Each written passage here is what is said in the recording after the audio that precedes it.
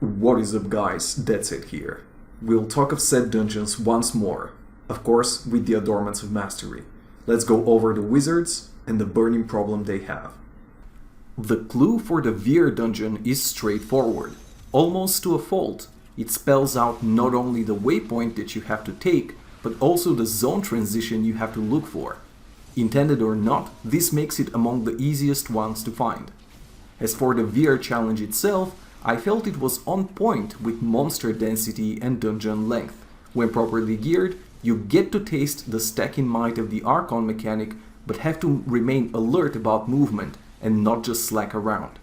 As a criticism that I can offer, the Veer Dungeon does little to teach you about the defensive properties of the 4-piece, which is an important part of the mid to close range of the Archon playstyle.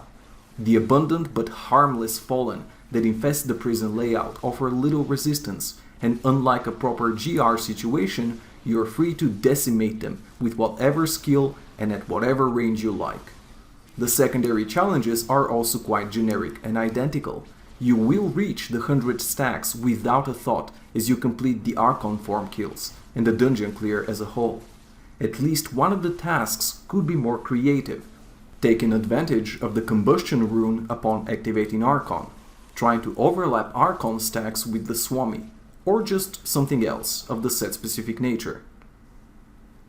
I spent more time thinking about the Terraria Dungeon location than I did on the challenge itself, and I actually think the clue was worded with just the right amount of vagueness. The dungeon, however, was over in the blink of an eye, and I honestly have very few impressions to share.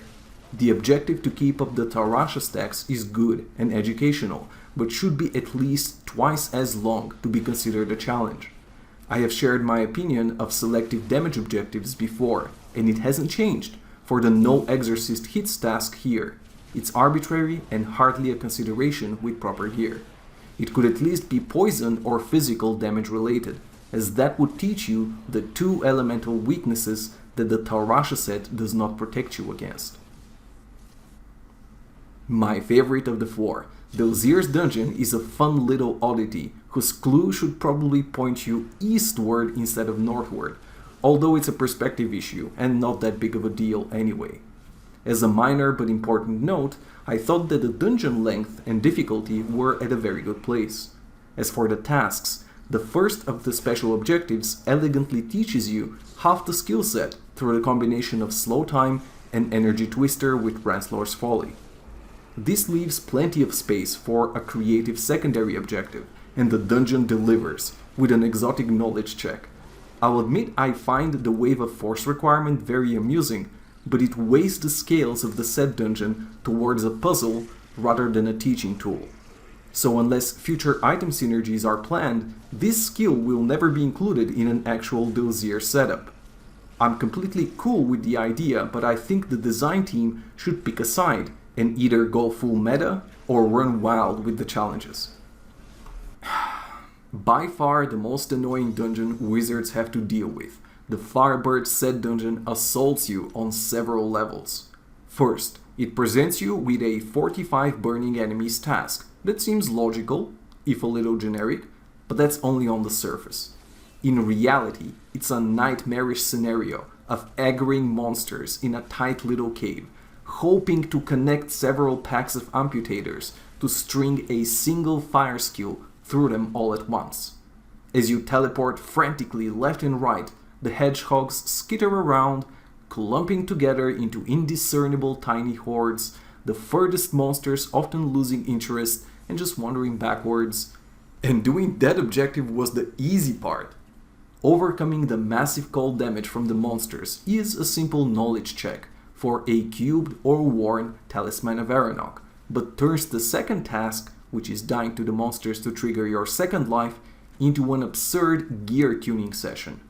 I sat in town for far too long, tuning my damage to toughness ratio so I could kill the enemies in time, but still get procced from the melee Yeti Punch, which is, by the way, the solitary source of physical damage in an ocean of cold attacks.